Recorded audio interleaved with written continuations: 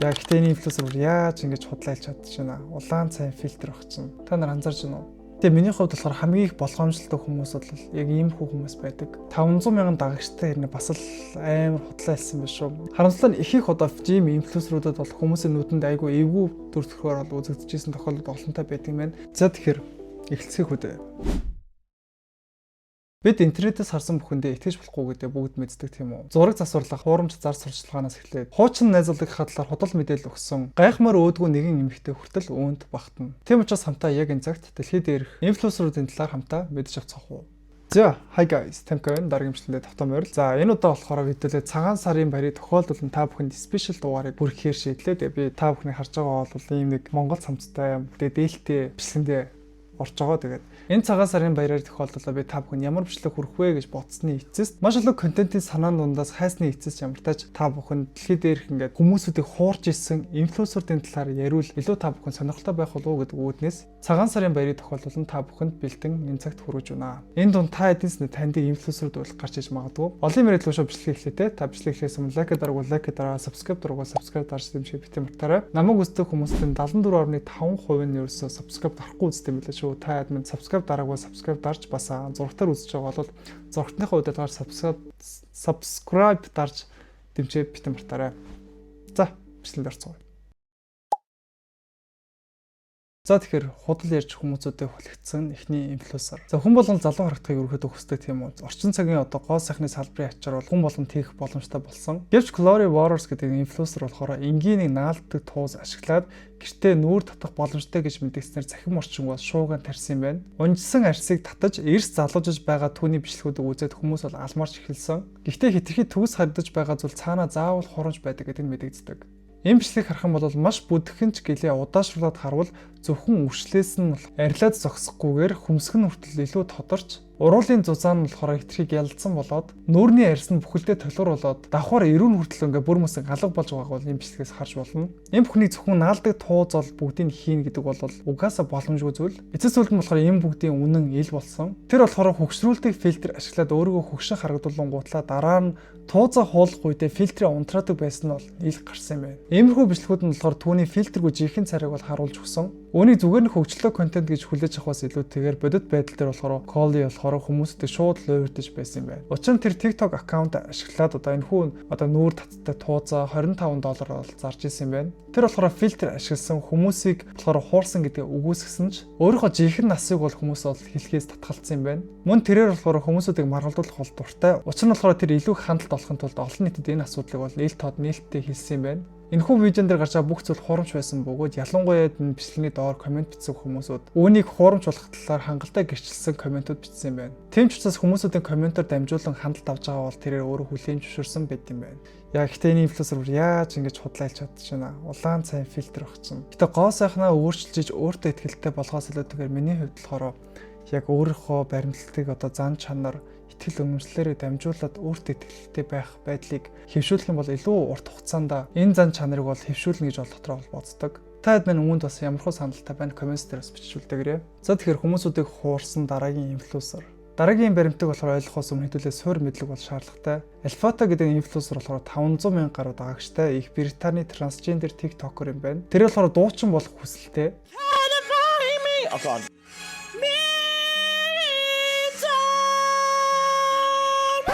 Түүний жинхэнэ нэрийг болохоор Orion Dohi гэж бол нэрлэдэг боловч Wicked Musical-ийн Alfata-гийн дүрд хэд их дурласан байсан учраас өөртөө ийм нэрийг бол өгсөн. Тэрээр өсвөр наснаас эхлэн Wicked Musical-ийн дуунуудаас бол ихээхэн эргэлзээтэйгээр бол дуулж үзүүлсээр ирсэн юм байна. Мюзиклийн удирдагч болохоор түүний сонгож аваагүй том шалтгаан үүнд бас оршсоор байгаа юм байна. Олон жилийн турш тэрээр болохоор олонний анхаарлыг татахын тулд байн худал хэлж ихээхэн муу нэр хүндтэй болцсон байсан юм байна. Тэрээр болохоор хүүхэд наснда хайхрамжгүй байдалд өссөн орон гэргүй байсан гэх мэт бол түүхээс эхлээд Toronto-ийн хам шинж болон автизмтай гэж бол өөрөө худлаа хэлж исэн юм байна. Тэгээд худлаа хэлсэн тогтоогдоод анханасаа бол энэ зүйлээр дамжуулан анхаарал татах зорилготой байсан нь ил болсон юм байна. Эдгээр худал зүйлсийнхээ заримыг нь болохоор контент бүтээгч өөрөө хүлээн зөвшөөрсөн байт юм байна. Яа ихтэй нэр хандлтын төлөө өөрийгөө автизмтай гэр оронгүй өссөн гэх мэтлэн худлаа хэлсэн гэхээр 500,000 дагагчтай хэрнээ бас л амар худлаа хэлсэн биш үү? Ийм болол хинч түүнтэй дотносыг бол хүсэхгүй үстэй тий. За тэгэхээр дараагийн худалч инфлюенсер. 15.8 сая дагагчтай, 1.5 тэрбум гаруй лайктай Макела Негоро гэдэг нэртэй TikToker байт юм байна. Энэ инфлюенсер болохоор TikTok дээрх гол сайхны хамгийн том инфлюенсертэй бол орд юм байна. Шулуун шударга илэн талангуй нүр будалтын шүүнжүүдээр болохоор тэрээр цахим ертөнцид хамгийн найдвартай мэдээллийг их сурвалж болж өөрийнхөө карьерийг бол босгосон юм байна. Гэтэ түүнд итгэж болохгүй нэг том шалтгаан байгаа юм байна. 2023 онд Макела болохоор El Orion'ы Telescopic Lift сормосны будагны шүүмж бичлэгийг нийтлсэн юм байна. Уг будаг сормосыг нь хамаагүй урт болж харагддаг бөгөөд энэ нь болохоор нууцаар хиймэл сормос наасан байх нь гэсэн хардлагад өртсөн юм байна. Okay, so basically I'm taking the curved side and I'm going root to tip and I'm starting to coat the lashes. And then once you've done that, you flip the brush to the side and you use the hook comb to basically separate. This is one coat. Okay, I'm going to add a second. Look at the length. Do you see that? I'm speechless. And I'm not sure anyone's going to ever be able to compete with this mascara. Анзаарах юм бол түүний сормос нь зөвхөн урт болоо зогсохгүй илүү өтгөн болж харагдаж байгаа. Олон үзэгчид болохоор түүнийг ивент итгэжээс мөнгө авахын тулд хиймэл сормос наагаад үзэгч биднийг бол хуурсан гэж бол үзсэн юм байна. Зүгээр л давхарлаж бодохын тулд байсан гэж бол өөрийгөө өмгөөлөөд энэ нь түүний худал хийж байгаад баригдсан анхны тохиолдол байгаагүй юм байна. Макелагийн хувийн брэнд имижийн маш том хэсэг нь түүний одоо Бостны гаралтайг илтгэх хүчтэй Бостон аялга юм байна. People watch haul videos anymore, like Ulta and Sephora. Let's start with the Ulta. Oh my god, I got a face steamer. I've always wanted. Тэрхүү хатуу ширүүн Бостон аялга нь болохоор даанч бүхэлдээ хоромж байсан. Тэр болохоор Массачусетс гэдэг мужид бол өссөн. Гэхдээ энэ мужид өссөнсөндөө түүний аялга нь ийм байх боломжтой гэж бол зарим хүмүүс бол үздэг. Гэхдээ түүний одоо сургуулийнх нь бас нэг бичлэг задарсан юм байна. Ийм бичлэгээс хамтдаа ялгааг нь мэдэж авах нь. Hi, it's OL Michaela here, and I am standing in the Fisher Student Center, one of the best buildings on campus. I actually work here at the Information Center, so I'm sure you'll be seeing me around. Хэрвээ Mac сүүлийн хэдэн жилийн дотор гинэт Бостон аялалтаа болоогүй бол тэр бол бүхэлдээ биднийг бол хуурж исэн ил болсон. Тэр яагаад ингэсэн бэ гэвэл энэ аялга нь болохоор түүний контентэнд өвөрмөц сэтгэл татам байдлыг бол нэмж өгсөн юм байна. Мөн энэ энгийн шудраг хүмүүсийн шулуун яриа мэт сэтгэл төрүүлдэг нь түүний шүүмж бичлэгүүдэд бол маш сайн зохицдог байсан юм байна. Тэгэд хүмүүс юу гэж дүгнсэн бэхээр аялга түүнийг бусдаас бол онцгой мартагсшгүй болгож өгсөн ч тэрээр шудраг байхаа бол марцсан байна гэсэн шүүмжлэлтэй хандж байгаа юм байна. Гэтэ өөрийнхөө аялгыг өөрчлөн барин байж ингэж хүмүүстэй хуурсан гэхээр арай л шийдсэн үгүй юу? За тэгэхээр дараагийн баримт. Хэрвээ та илүү туранхай болох хүсэж байгаа бол та ганцаараа биш. 2017 оны судалгаагаар болохоор эмэгтэйчүүдийн 69%, эрчүүдийн 59% нь жингээ хасах хүсэлтэй байдгийг тогтоогдсон юм байна. Инфлюенсерүүд болохоор бидний бие галбир ямар төгс бус болохыг сануулж байгаагаараа бол биднийг илүү өөртөө итгэлийг мань унгааж өгдөг. Гэвч Канадын инфлюенсер Burst Papa буюу Sara Landry бие байгаагаар нь хайрлах хандлагыг бол уриалдаг. Тэрээр 2,400,000 дагагчтай 4 хүүхдийн ээж. Төрснөөхөө дараах биеийнхээ өөсөө бүрийг бол хүлээн зөвшөөрч дөнгөж төрсэн эмэгтэй хүнийг хүчрхжүүлэх мессеж бол түгээдэг. Хүн болон дэмжих хүссэн боловч харамсалтайгаар нэг хуурамч бичлэг нь ил болсон юм байна. Захин машин нэг хүний одоо үзэж байгаагаар болохоор тэрээр нарийсгсан тийм фильтр ашиглаж байна гэж бол үзсэн юм байна. Жишээлх юм бол түүний Instagram story дээр хин бичлэгийг харах юм бол бүх зүйл ил болох юм байна.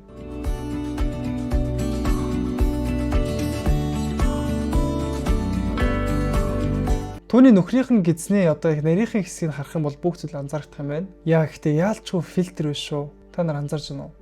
Гэтэ энэ инфлюенсер болохоор хүмүүсээ байгаагаар нь ингээд хүлээн зөвшөөрөөд байгаагаараа байхад хангалттай гэж хүмүүсүүд итгүүлдэг хэрнээ өөрөө фильтр ашигласан байхаар одоо монгол хүмүүс хэлдэг шүү дээ. Энэ бол ариун явдал уу. Тэгээ миний хувьд болохоор хамгийн их болгоомжлолтой хүмүүс бол яг иймэрхүү хүмүүс байдаг. Бусдыг ингэж хийж уриалдаг хэрнээ өөрөө тэрнээс шал эсэргээрээ байдаг хүмүүс байдаг хэвгүй юу? Харамсалтай нь ийм инфлюенсер Монголд бас хэд хэд удаа анзаарэгдсэн шүү. Энийг үзэж байгаа хүмүүст хандаж хэлэхэд ямар нэгэн зүйлийг уриалдаг инфлюенсер эргэн тойрчин байгаа бол бас шижиг хөвөл хийсэн болвол сайн л бодож иж даах хэрэгтэй шүү. Энэ хүмүүс үнэхээр хүний гараа могооч бариулж чадна. Үнэхээр аюултай. Йоо, жоохон хилэн бүр ээдэрч шүү дээ. Тэг би юм заавал усуух хэрэгтэй. Тэгвэл би ингээд ярих юм аа скрипт болгож бичдэг байхгүй юу? Тэгвэл нөгөө яриагаа зэгцлэх шаардлагатай. Айгу хоолоо өвднө. Одоо ер нь хоолой маань гарахгүй чиглэл рүүгээ хандж байна. Энэ видео хийхэд бол бараг хэдэн цаг сууж ба? 2 цаг сууж ба. Тэ манхан энэ Монгол дээл цамцур надад зогч юм уу? За бичлэн дарцгаая.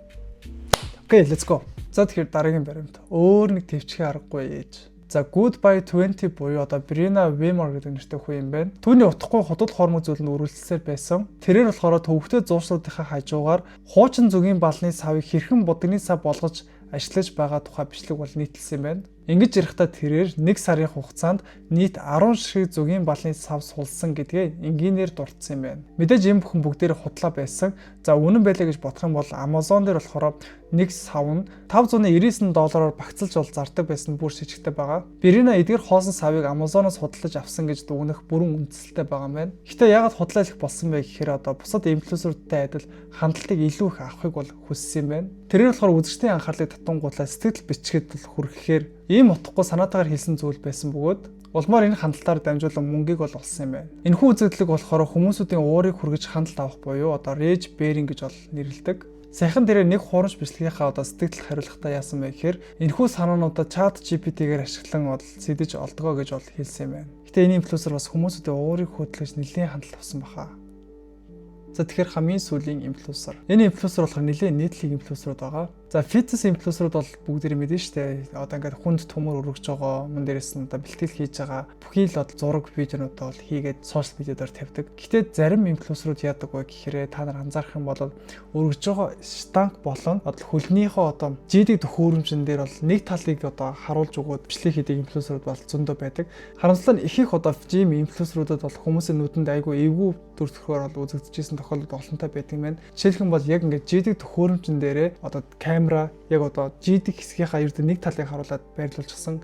Тэгснээр яадаг гэхээр тухайн нөгөө жим хийж байгаа хүн маань нөгөө талын дискүүдэд аван готлоо зөвхөн камерт харагдаж байгаа одоо тухайн дискүүдэд л харуулж өгдөг. Тэгэхээр ихэнх хүмүүс юу гэж хуурцдаг вэ гэхээр тухайн өргөж байгаа жинтэй адилхан диск нөгөө талдаас нь бас байгаа байна гэдэг бол урам мэхэлдэг бол хүмүүст өгдөг нь цөөнгүй байдаг юм байна. Энэхүү үзэгдлийг батлах бас хэд хэдэн видеонууд бас байдаг юм байна. Та бол одоо харж байгаа байх. Хэрэв та фитнес инфлюенсер дагдаг бол яг нэг талдаа харуулсан камер үнцэг байвал нэлээд сайн нэгтэлж хүлээж авах хэрэгтэй юм байна шүү. Тэгэхгүй болохоор ийм биен дээр яаж юм хүнд юм өргөд байна гэгээд хүмүүстэй төөрөгдүүлэх магадлал бол нэлээд их байж магадгүй. Би бас фитнес хичээлжсэн. Тэгээд өмнө нь бол айгүй гой биетэй айгүй сайн маста байсан. Тэгээд одоо болохоор тийм ерөөсөн мас маань унчихсан. Энэхүү бичлэгийг бас үзэж явах үедээ яасан бэ гэхээр би бас ингээд фитнес дээр яг булчин маань хөөсөн үед бол зураг дараад одоо булчин ингээд хөөгөөд мэдээж маргааш нь ч юм уу өглөө нь булчин бас жоох унаа штэ. Тэгээ хөөгүй үед нь ерөөсөө зураг дарахгүй зөвхөн хөөсөн үед нь л өөрийнхөө зургийг бол дарж хамгийн гой сайхнаас сошиалаар тавьчихсан байгаа байхгүй юу. Одоо болохоор яг тийм биш. Яг байгаагаараа маск үе минь юм байна. Маст үе минь тийм байна гэсэн тийм нэг аль талын ингээд баланстайгаар зураг бийж байгаа хийх ёстой байна гэдэг бол энэ одоо видеоноос бол дүгнсэн. Тэгээд эсвэл та бүхэнд хэлэхэд инфлюенсерч бай, инфлюенсер биш ч бай. Сошиал медиа дээр зөвхөн сайн талыг харуулах биш, өөрийнхөө байгаа нөхцөл байдлаа бас харуулсан байгаарэ. Тэгэхгүй бол сошиал медиа яг миний хувьд юу гэж дүгнэж байгаа вэ гэхээр хитрхи төгс байгаагаа хамгийн сайн байгаагаа л харуулдаг тийм нэг өөрийнхөө төгс хөлбөрийг харуулдаг тийм платформ болчихсон байгаа байхгүй юу. Тэгээд тэрэнд чинь хүн болгон бас өөрийгөө голно, өөрийгөө харьцуулна. Тэгээд тийм их зүйл байдаг учраас сошиал медиагаар хэн нэгийг дагж байгаа болвол аль баланстайгаар хүлээж аваарай. Бас өөрөөхөө байгаарай. Таны давуу тал болон таны сул тал таныг бүтээж таны одоогийн үн цэнийг тогтоож байгаа юм шүү. Тэгэхээр таны сул талсан таны давуу тал юм шүү. За тэгээд дараагийн бичлэгээр уулзъя. Та бүхэн лайк дараагүй лайк дараа, сабод дараагүй сабод артемч битэмбэртарай. За тэгээд bye bye guys. Oh guys, би та бүхэнд хэрхэн бичлэг хийдгээ яг боддоор яг байгаагаар нь харуулъя. Яг одоо. За харах юм бол ингээд би манай бодин байна. Тэгээд манай гэр байна. Би өөрөө гэртээ шууд YouTube бол хийждэг. Тэгээд хөрвөгч ингээ шкаф байгаа жишээ нэ. Тэгээд яг ширээн дээр болохоор миний MacBook. Тэгээд яг YouTube дээр ярих скриптээ ингээд би бэлдээд өгчдөг. Ингэснээр яадаг вэ гэхээр ингээд ярих зүйл маань илүү цэгцтэй болж өгдөг байгаа. Тэгээд энэ гэрлийг би өнөөдөр бол асаах хэрэгтэй байсан. Асаагаагүй. Тэгээд гэрийнхаа энэ гэрлийг асаагаад тэгээд бичлэг хийчлээ. Тэгээд ер нь их ихтэй яг иймэрхүү байдлаар бол хийж байгаа. Тэгээд яг бодит байдал маань аюу хасаа бэлдчихдэг. Ширээ мэрээ юм замбраагүй. Тэгээд галтайгаа маань иймэрхүү. Тэгээд үндэстнийхээ хувцастайгаа бичлэг хийсэн. Тэгээд иймэрхүү яг ингээд бичлэгийнхаа төгсгөлд яг иймэрхүү гоё байгаа нөхцөл байдлаа бүгдийг ингээ харуулсан видеонууд гоё юм. Спешиал жижигч юм нэмэх юм бол бас гоё юм болоо гэж бодлоо. За дараагийн бичлэг уулзъя. Yeah.